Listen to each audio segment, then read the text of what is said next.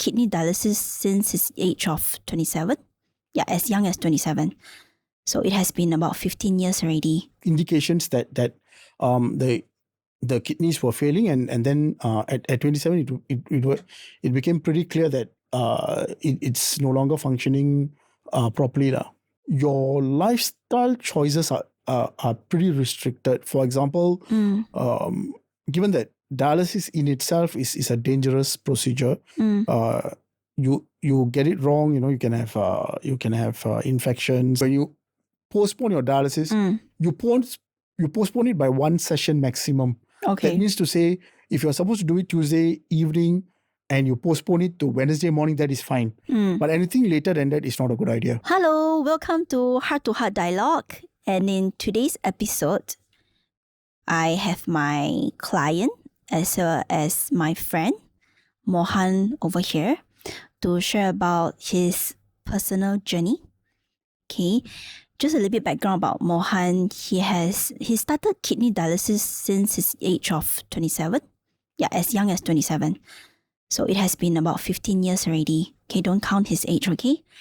And yeah, so thank you, Mohan, for, having this courage to be up here in this heart-to-heart dialogue to share about your journey with us. Yeah, maybe you want to say hi to the audience and maybe just give a little bit introduction about yourself. Hi. So I'm Mohan, and as Candy said, I am on dialysis because I have what is medically termed as end-stage renal failure.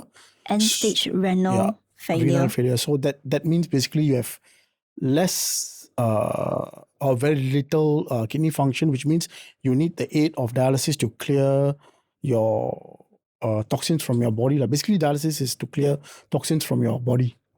How did you first realize that you have this end-stage kidney failure? I think it's a diagnosis. So you get end-stage renal failure for many reasons. In my case, it's just a congenital issue which progressively deteriorated.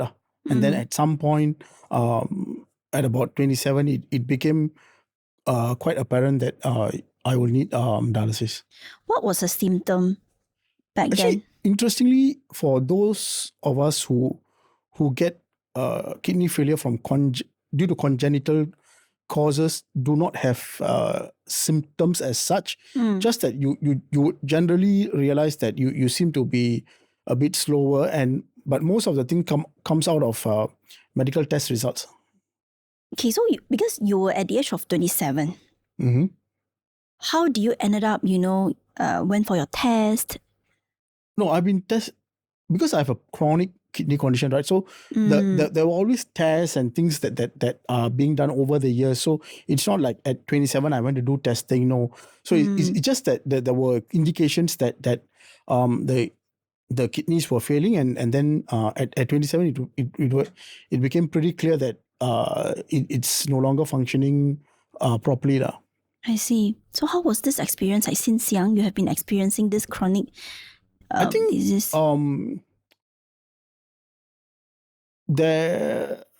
Like I said, it doesn't really affect you on a day-to-day basis when you are much younger. It's just that once you have end-stage failure, what it really means is you have about 5% of kidney function left, 5 or below, which means your body can no longer cope with that kind of low function. That's when you need the dialysis. So yes, you will not necessarily have symptoms, but you will definitely feel it, a sort of a slowness in your actions, a bit of, if I were to recall, also a bit of difficulty in the thought process, Yeah. You generally slow down. I see. Yeah. Would you feel pain over? No. And then how frequent do you need to go for your kidney dialysis? Thrice a week. Twice a week. 3 times, yeah. 3 times a week. 3 times a week. And then what, can you describe your experience of kidney dialysis? I think, okay, so what they do is they create a sort of a artificial fistula. So because, most needles, the veins are too narrow, so they create an artificial fistula, and then they basically draw your blood out, send it through a machine, clean it up, and then put it back in. Okay, so where would be the fistula? Most of the time it's on your arms. Okay, which part of your arm? Can you show like? It will be on the forearm, Okay, either right or left. But as you age, meaning for people who start dialysis much later in life, say 50s, 60s, they may also have to use their limbs, as in their lower limbs. But that's more rare. Yeah. Okay, I remember you mentioned to me like you went for one so surgery last year. A fistula will last for a period of time. It's not a permanent thing, and it can last anything between 3, 10, 15, depends on a lot of factors. So when the fistula no longer works, then you need a new one. How do you know when the fistula no longer work? They are unable to draw blood, or the blood flow is not very good. Okay. Or the clearance, meaning how good your dialysis is, the indicators are not pretty good, right? We call it the clearance level is not good. So all this, and a lot of the whole host of measurements which will tell you that the fistula is not working well, or clots inside their fistula and all that. So all that will give you an indicator that this is not working well, and then you would have to get a new one. Yes. So in my case, it was a bit unusual because by the time things started to or how should I say, degenerate the fistula, it was a bit late. So what they had to do was they had to put in we call it a perm cath, a sort of a catheter in the neck to do dialysis. Oh, so it was at here. So now you mentioned like you put a graft over at your another arm. Yeah. So normally they'll alternate between the right and the left arm. So if the fistula in your left arm is no longer working, they try to create a new one in your right arm. And then the best case scenario is always alternate between the two. Yeah. So far, how many times have you been alternating? First time. First time. After 15 years. Okay. Could you share with us like what is there any specific challenges that you have faced during the treatments throughout the years? I think the thing is that your lifestyle choices are pretty restricted. For example, given that dialysis in itself is a dangerous procedure, you get it wrong, you can have infections and things like that, or the dialysis machines are not properly cleaned and all that. You can get infections. So traveling is quite restricted, for safety's sake. So normally I try not to do dialysis in most countries. So again, that means if you're somebody who likes to travel, you are limited to 3 to 4 days. Then on a day-to-day basis, so means you still need to come back for the dialysis. Whereas actually you can choose to do your dialysis overseas. You can, but again, it's a lot to do with risk. Costing? Costing wise, yes, cost as well, but more the risk factor because we don't know how the treatment works, or what kind of what their dialysis fluids are like. We call it the reverse RO water, the reverse osmosis water, which is needed for dialysis. So it is that kind of risk that you are taking. I see. And yeah, so that's basically it. And also infections that can be transmitted via the dialysis machine from somebody else using the machine if the machines are not adequately cleaned between dialysis sessions. I see. That is traveling. But on a day-to-day basis, you face restrictions like fluid, because your kidney can no longer clear fluids. Yes. So your fluid will just basically remain in your body. So you basically put on weight, except that this is water, just plain, right? And that will lead to its own complications. Like if you really overload, your water will enter your lungs. Basically, you start drowning on dry land. That's one. So you have to be restricted in terms of water. Your food is also water intake. I see. You also a lot of food that you have to avoid, food with high potassium, food with high phosphate, because these things will also interfere with the dialysis process. Because high phosphate food will lead to bone loss or bone density loss. And then you if you have high potassium, it can interfere with your heart, Yes. right? So a lot of such restrictions. Okay. Any other particular challenges, like when you were doing your dialysis? I think since dialysis is something that you cannot avoid once you start, right? So basically your lifestyle choices center around the dialysis.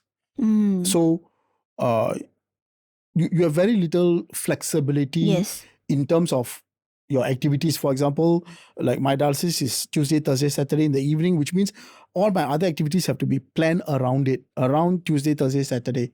Like Monday, Wednesday, Friday. Yeah. Or if you want changes again, whether you can change dialysis slots if you're in a public service provider like NKF, you can't, or it's very difficult to. But again, private also is the costing. Yeah. So lifestyle wise, these are your restrictions. Then you have your food restrictions, your water restrictions. Activities wise also, there are certain activities which are restricted, like extreme sports is no longer an idea, because if you end up injuring or bleeding, then it can become very serious. Okay, I see. So it means like if you wish to travel, you have to travel like Sunday, Monday, technically, right? Because you need to Sunday, go for... Monday, and then by Tuesday you try to come back in. I see. Or you adjust such that you get about 3 days. So the maximum that you can stretch for dialysis is about 3 days. Do you still travel nowadays? I do.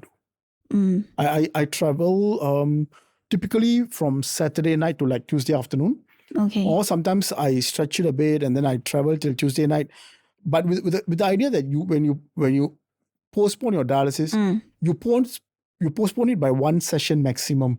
Okay. That means to say, if you're supposed to do it Tuesday evening and you postpone it to Wednesday morning, that is fine. But anything later than that is not a good idea. I see. Then what about, like, is there any side effect of doing dialysis? I mean, every few days your weight will change, because there's a wet weight and there's a dry weight, right? Wet weight is with all the fluid buildup, and then dry weight is basically what your weight is supposed to be. So with that comes side effects, like if you overload too much, you're walking, your daily activities are compromised. There's always the pain that you have when you do dialysis, because it is at the end of the day a needle inside your body for about 4 to 4.5 hours, and then with it, the other side effect will be that you because of your fluid restrictions, adjusting water intake is tricky, because sometimes it's very hot. Then what do you do? So it's a lot of trial and error. Is there any specific amount of water you take in every day?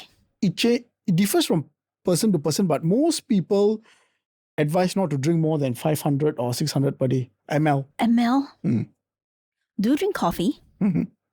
How many coffees do you drink a day? Again, there's no real restriction on coffee, but I take about 2 to 3 per day. So if I stick strictly to the fluid intake, right, then most of my fluid is actually coffee, but I don't.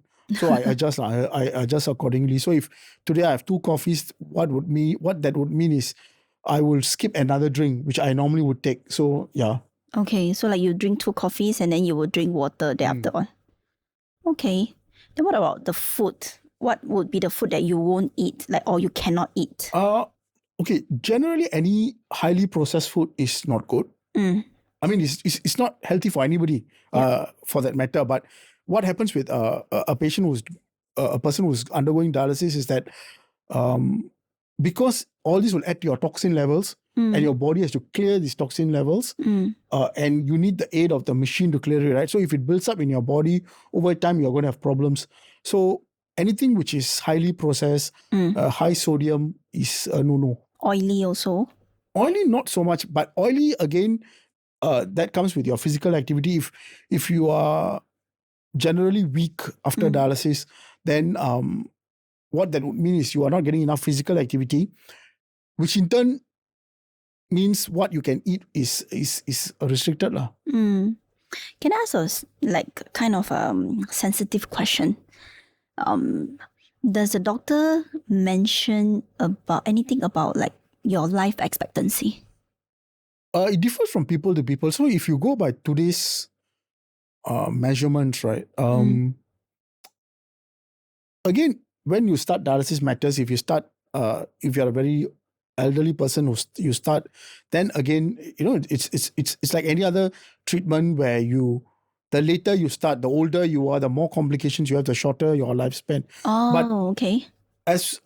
But for many people who are on dialysis, it can be anything between 20, 30, 40, 50 years even. Yeah. Okay, so also it depends on the lifestyle, right? Like not only lifestyle, it's also a lot of how your body is coping and again how your body adjusts to dialysis. The person I know who has been on dialysis the longest till now is about 40 years. Wow. As in 40 years on dialysis. So it depends on a lot of factors. But generally age is one of it. The later you start, the older you are, then life expectancy is again shorter. Yeah. I see. Does this scare you? Like when you think about, I mean, like as a normal person, we know that roughly our life expectancy probably until 85, 90. Like, what about you? I don't think I give it too much thought from that perspective, because you can't really put a date on it, even for most healthy people. But the idea is that you don't put yourself in a position where you purposely shorten it by engaging in activities that you shouldn't be, or like I have known of people who are on dialysis who still smoke, which is a big no-no even if you're totally healthy, right? But as a person on dialysis, if you smoke, then you are really adding on to all the problems that you already have. Yes. Okay, understand. From what I hear, at this moment is really more on like the side effect, and then you have to take care of your diet even if you're on dialysis already, and there's also inconveniences being caused. Yep. Right, and then averagely lifespan probably like 40 years of, like max is about like 40 years of the if unless you get a transplant, right? Yeah, of course. So again, whether someone can get a transplant is dependent on a lot of factors.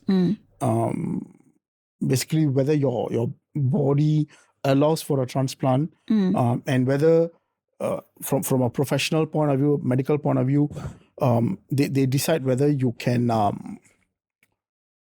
fit the profile of a transplant patient, and also their assessment of whether you will stick to the advice given after transplant. So some people have this idea that transplant is everything is fixed, so I can do whatever I want, which is not quite the case. It is actually a treatment method. It is not really a cure. I see. This is very important. Yeah, it's not a cure. It is a treatment method where you take away the negative sides of dialysis, which is you're thrice a week you're on a machine, or you cannot travel, and you let your body do more of the work. But basically, since at the end of the day, any transplant organ is a foreign object, you will have to take care of it. Yes. So, and as with any foreign object in our body, the body may at some point choose to reject it. So you also have to make sure that you don't put yourself in a position where it gets rejected. Yes. Okay, so transplant is actually just a treatment, not a cure. It's not a cure. Okay, this is a very good takeaway. And let's talk about the cost. So has the cost of the treatment affected your financial situation so far? I think generally what happens when you are a working adult and you are doing dialysis is this: your dialysis cost is one portion of cost, but because your activities are somewhat decided by your dialysis and all that, right? Yes. There are costs which are associated with that, like for example, transport. If you are the kind who are working and your work starts early, then your transport options, Yes. because the night before is your dialysis, that kicks in. Mm. And so generally you would say that for someone who's on dialysis, they have the dialysis cost, the medical cost, and the non-medical cost, Yes. which is basically because of changes to the lifestyle. So the medical cost, definitely there'll be insurance, which is claimable under insurance, whereby the non-medical cost would be the part whereby you need to do your financial assessment. Yeah, you need to planning. do a pretty how should I put it? A sort of a long-term view on costs. So it is trying our best to project roughly how much of money am I spending on what transport and or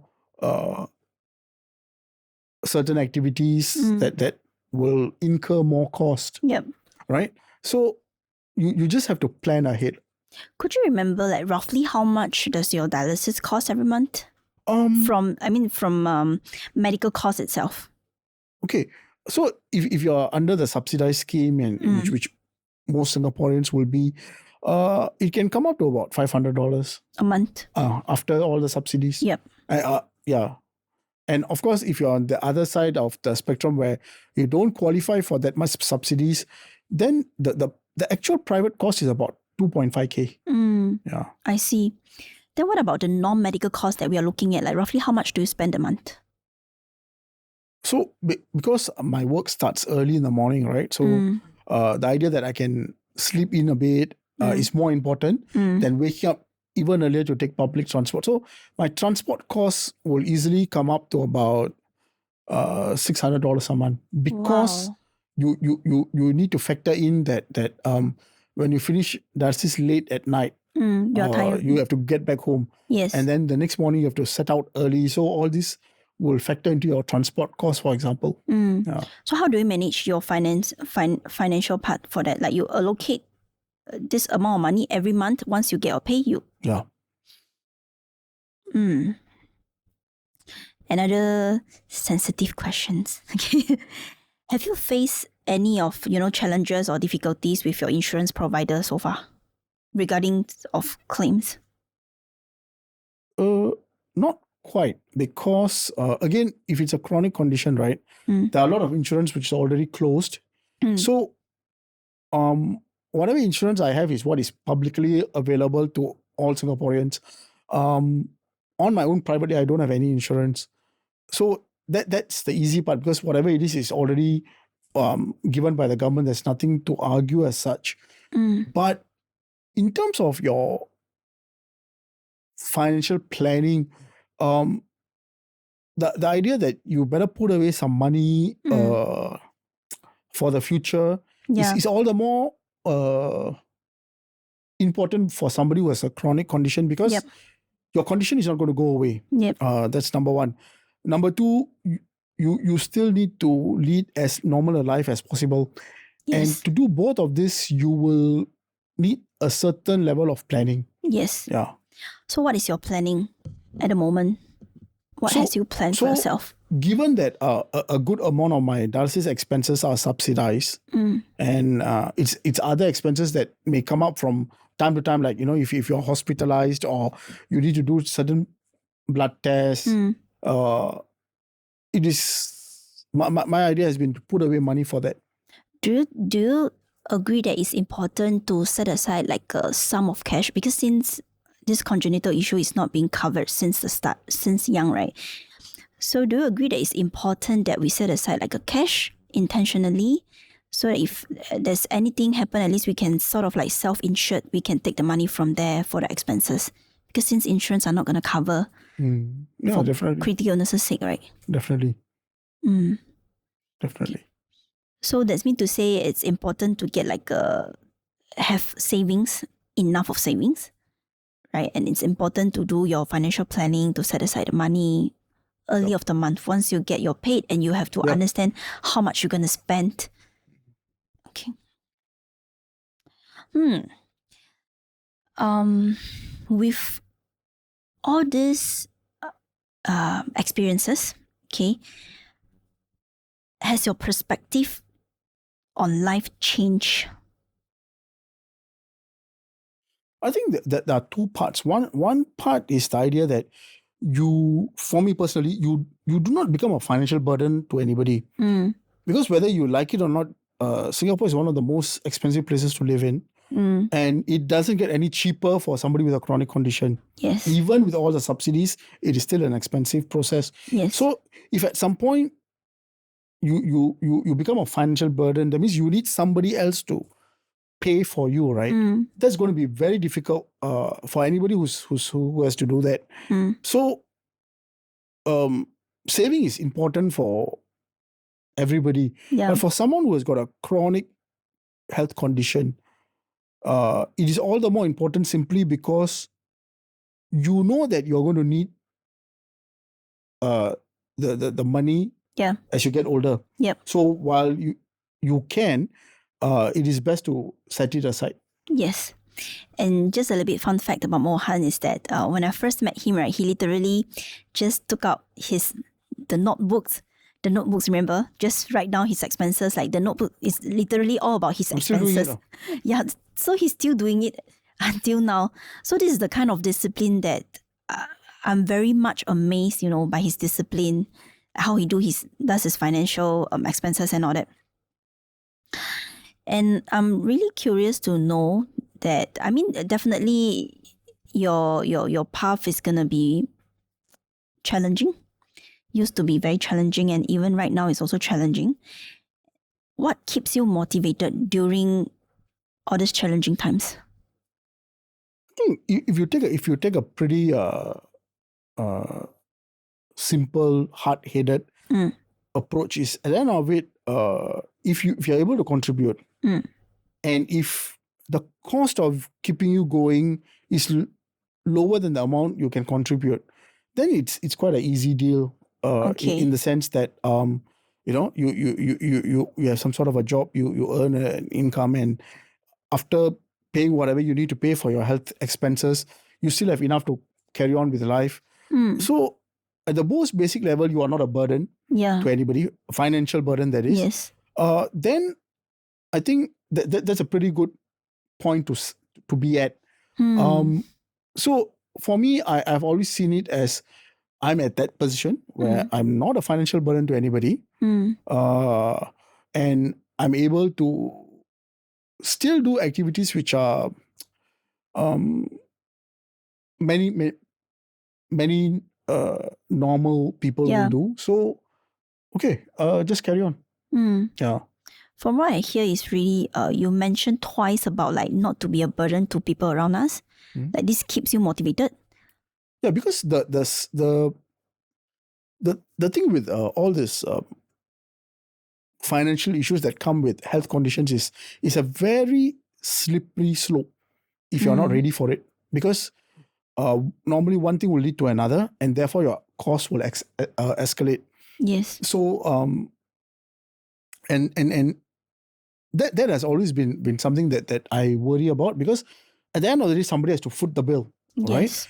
And while you may have schemes to say, if you're really very poor, we will do away with the cost, it is never going to be 100% we do away with it. It is going to be at the end of it all, a whole host of asset stripping. Yes. Before that thing about, okay, we just pay for whatever medical this person is incurring.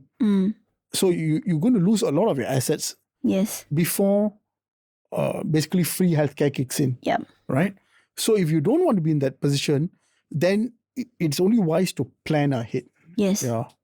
And from emotional point of view, right, we also don't want to feel guilty about, being such a burden. Yeah, right? I think it's one thing to earn your own income and then spend it on health. It's another thing altogether to be dependent on somebody else to help you pay. Yep. At which point their quality of life suffers, right? Because unless you are very wealthy to begin with, for most people who are the average working person, right? taking care of another person's healthcare cost is actually a huge burden. Yeah, it's a huge burden financially and emotionally. Yeah. Yeah. And it can really damage your quality of life from the point that not only are you not able to spend on certain things that you want to, but also that you have to keep in mind that, hey, I'm supporting somebody else, and therefore I restrict certain activities. I don't take part in certain activities, or I don't buy certain things. So yeah, it can be very difficult for people who have to take care of somebody who's chronically ill. Talking about this, right? Has these illnesses influence or affect your relationship with your family or friends? Not really, because again, my bottom line is that I do not put myself in a position where I need them to financially help me out. Good. So since that is my most fundamental way of working, it doesn't really affect it, because they are not they are very clear in their mind that they are not going to be the one footing my bill. Yes. Yeah. So not quite. But where it does have effect is that certain things that they may take for granted, I don't. For example, they say, okay, every year maybe I can buy X thing or go somewhere. In my case, I would rather put it aside and say, I must be very clear that I really don't need this. Then I go and spend on something of like a luxury, as opposed to putting it into my regular plan that, I will afford this luxury every year. Yes. Good. I like the fact that you build your own security, right? Okay, let's talk something fun. All right. At this moment, do you have any personal goal or any dreams that you still want to achieve? Well, I think I don't know. It's always good to say, what else can I do? What else? What other interesting things can I do? That keeps you motivated. Like at the most basic level, I'm already existing. I don't have. I'm not dependent on anybody. From a financial standpoint. So then what? Then I do. I think like, okay, is there something that I can give? Are there certain things I can do to help out? Yeah, help others. Cool. And is there any specific message that, or any piece of advice that you would like to share with others who are facing roughly the similar challenges as you? I think the first thing to be very cognizant of is that if you have a chronic condition, it is not going to go away. Okay, it's not going to go away on its own. Chronic by very definition means you have to manage it. Okay. So how you manage it will depend on your age. As you get older, other things come in, right? So and so when you say I'm going to manage this, what is the fundamental thing that you want to put across? So if for myself, it has always been, I don't want to be a burden to somebody else. So now, say at 42, what is my current health status? Say 52, though I cannot predict, I can plan, right? So I can say, okay, at 52, maybe I might be slightly slower, or I may have what other age-related health issue might come in, and then I plan accordingly. I think something one of my doctors shared with me is that the difference between a chronically ill person getting older and a normal healthy person getting older is this: for someone who's chronically ill, you get older faster, which means basically things that affect somebody at 65, it will start to affect you at 55. So if say you say, I have bone related issues at 60 something, then for someone who's chronically ill, because of the lifestyle and because that your body's already not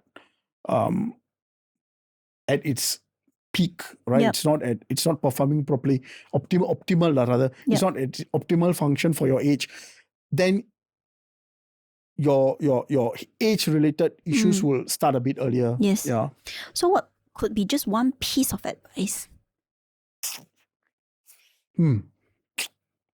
Plan now. Good, I love it. Simple plan. Plan your life ahead. Yeah. Because if you don't plan your life ahead, there's only two options. Option number one, you spiral out of control, or somebody else is going to plan it for you. Wow. Yes. Yeah. Agree. Okay. Also, last question. Being a son, and being a husband. Okay. Have you thought about what sorts of legacy you will want to leave behind? I think, the first few years or even now, my primary goal has always been, don't be a financial burden to somebody. But I think I've evolved to a stage where I know I can leave something behind. So then when you want to leave something behind, Yes. Typically it has been, a lot of people will say, hey, I put like assets and I give the assets. While my attitude has been more to make sure that what you leave behind generates more value. So as opposed to just leaving the assets and the assets being spent. Yeah. So the kind of legacy you want to leave behind is basically I would describe as a love, some form of the love letter that you're trying to write for them, so that every year they receive your love. Is there some kind of that? I don't know. I put it in very practical terms, which is that you're a very practical person. Yeah, never been anything else. So which has been very simple. That if I give you $1,000 and you take the $1,000 as an asset and I can spend it, then I don't think I've done the correct thing. I would rather leave you the 1,000, and you have the knowledge that the 1,000 is always there. But what you can really spend is what comes out of the 1,000, what the $1,000 actually generates for you. Okay. Yeah. So I think that is a more sustainable way of doing it. Yes. Yeah. Throughout the past, I think about 37 minutes of dialogue, I realized you're much a very practical person. Okay, not really a very emotional person. The way your brain functions is really about what number, reason, logic. What should I do? Step 1, step 2, step 3, right? Okay, good. I get it. The way you want to leave your legacy is just to make sure that your wife, your mom is still able to draw down from the income that's generating from whatever things that you have already built up right now. Not necessarily them. Anybody else who would benefit can benefit lah. But the point is not that I leave it to somebody or a group of people who then see it as a blank check and spend. So does it mean that you actually have a goal of doing charity? At some point, yes. Wow, good. Good to hear. At some point, that would be a good thing to do. Thank you for sharing your story, Mohan. And I believe the audience, one takeaway that they hear from this episode is definitely do not be a burden, because you have repeated this 3 times or 4 times already. Much more than that, actually. Yeah, do not be a burden. I think the thing is, nobody sets out to be a burden. I think I must qualify that, right? Nobody starts out and say, hey, you know what, I'm going to be a burden to my son, I'm going to be a burden to my wife, or whatever. No, nobody sets out like that. But the curse of modern day living is that if you do not have the finances to support your lifestyle, somebody else has to pick up the tab. Yes. And the person who's picking up the tab will then have a reduced quality of life. Yes. And that's a problem. I love that. That's a problem. And that's what I mean by a burden. Because I don't want anybody to come with the idea or take away the idea that, oh, you mean that I'm a chronically ill person, I'm a burden to somebody. No. Your needs are different, right? A chronically ill person's, their needs are different. And it's only fair and correct for the person to plan their needs, plan for their Yes. needs, rather than leave it to somebody else to plan and pay for it. Yeah. Yeah. So I love that's basically the message that I'm bringing across. I love it. I'm going to make a few quotes from whatever you have mentioning. And I would like to spend the next 10 to 15 minutes play a game with you. So this scenario card is about life. So this is called your life scenario card. Okay. And there are actually 3 levels of spiciness. Mhm. Okay. I will choose extra spicy one. Sure. So you will pick one card and then I will pick one card. Okay. Okay, so there'll be different titles. So about introspection, about intention, about resilience. Okay. Just randomly pick. Okay, so you have to read out the question. Okay. The question says, what if you could bring one experience of your last 10 years to your 10-year younger self? Which lesson would have you like to have learned earlier? So basically, one thing that you have done better or differently. Yeah. So that's basically the question.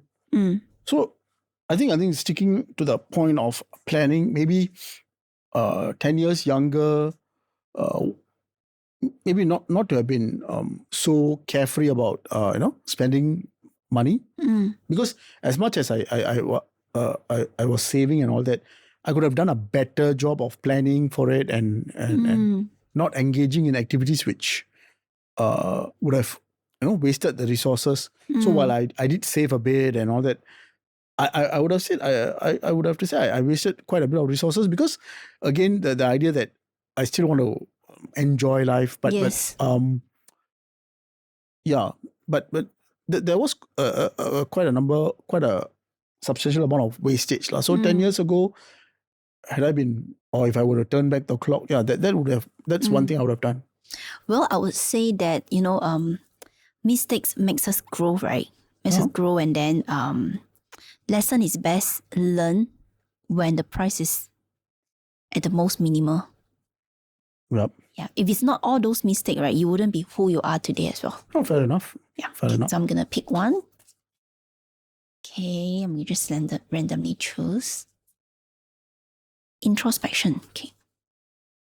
What if you could relive a mistake made in the past to relearn an important lesson? What mistake would you choose? Wow. How come a question like kind of the same? I always believe in the power of the universe, okay. Yeah. Relive a mistake made in the past to relearn an important lesson. Does this have to be financially or like life, anything? I don't know. You call the shots. Wow. So many mistakes I've done though. Which one? Okay, let me see. I would say that I will learn to love myself more, because I wasn't been really loving myself. I would say since I could remember, probably 15 years old to 28, 30 years old, I wasn't really loving myself that much to know how to protect myself. Yeah, so I would say, yeah, I would want to love myself more. Okay. Another for you to choose.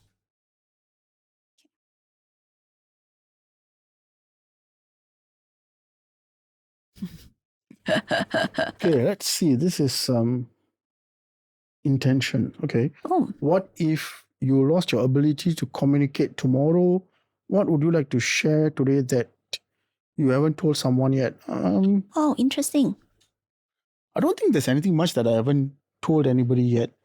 If there is, then it's definitely not meant to come out lah. So, but I think to put it very generally, if there's one thing to be shared, which is what every day brings out in you, right? To make this day slightly better than the previous day. I think that's very important. Many of us don't do that or don't do that consistently. Yeah. be better every single day. This is about intention as well. Okay.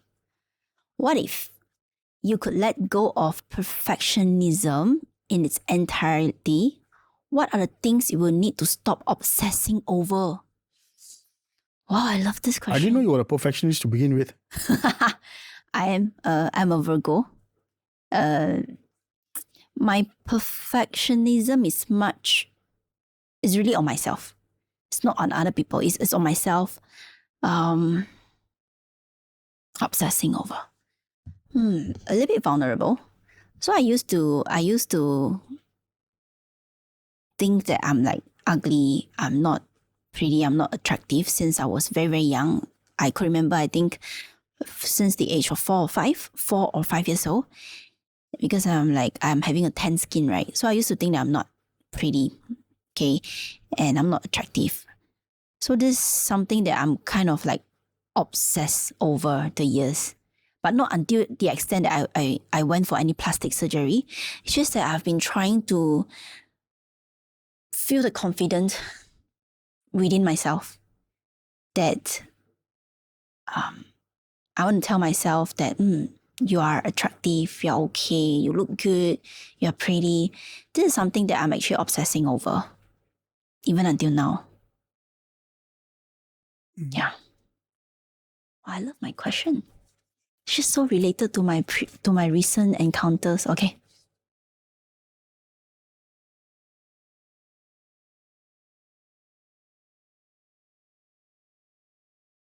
On resilience. Okay. Okay, resilience. What if you had complete control over how you died? What would your death look like? That's a very good question. Whoa, okay. Oh, love it. Yeah. I don't know. This is a good one.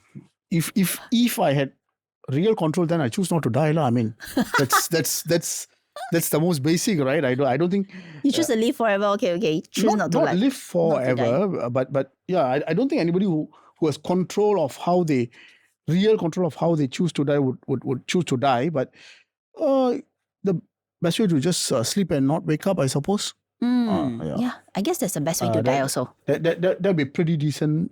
Yeah, that'd be pretty decent. Yeah. Like no pain, nothing, right? No suffering at all. Something like that, yeah. Okay. Mine is about resilience. Okay. What if all your problems were solved right now? Wow, what would you do next? Wow, I would definitely set up my trust fund. Set up my foundation. I'll go travel around the world and go help all the needy people around the world. Yeah, definitely. If all the problems were solved. Cool. One last question for each of us.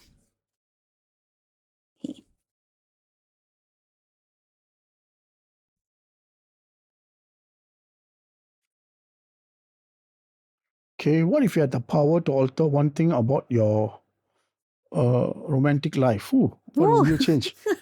Romantic life. For starters, travel more because I don't travel that much. So I think traveling is pretty good because you really discover more about you and the people around you when you travel. Yes. As opposed to day-to-day socializing or day-to-day activities, right? Once you take somebody out of their comfort zone and put them in a different place, like a different country and all that, so you will actually learn more about them. So if let's say now you're free to travel, okay, to any part of the world, so where would that be? I think I like to stick to places that I'm familiar with, or at least I've gone at least once. So and I'm somebody who loves the sea. So the one place I haven't gone will be Maldives. So I think I would like to go Maldives, maybe do a bit of island hopping, because Maldives is a group of islands, right? So you do a bit of island hopping. Yeah. Oh, fantastic. Okay. It's about time. What if you could travel back to before your birth and have a talk with your parents? What would you like them to know? Interesting.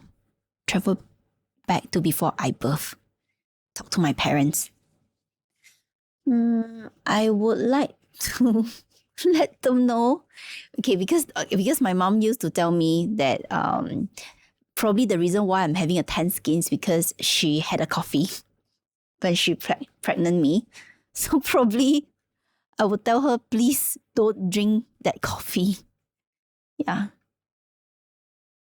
Probably that. Yeah. Okay. Interesting. Interesting. So how do you find this game? Okay. Pretty good. Interesting? Yeah, interesting. Yeah. I'm designing my own scenario cards as well. So This is designed by you? no. Oh, okay. Yeah, I got this from my friend. Oh, okay. Yeah. So I thought, why don't I play this with you? Right? Like talk about life. Looks interesting. Thank you, buddy, for being here. Hey, not at all. Do you have anything to say to me? Not quite. I mean, we covered pretty wide ground today, actually. Yeah. Do you enjoy this? I mean, it is also when you put out your thoughts, right? When you put out your thoughts, and it is also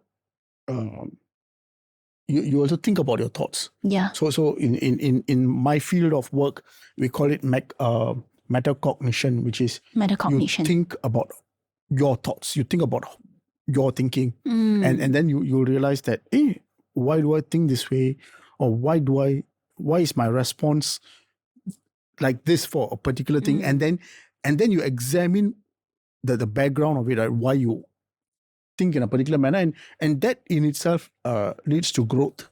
Yeah, you gain more clarity, yeah, awareness, right?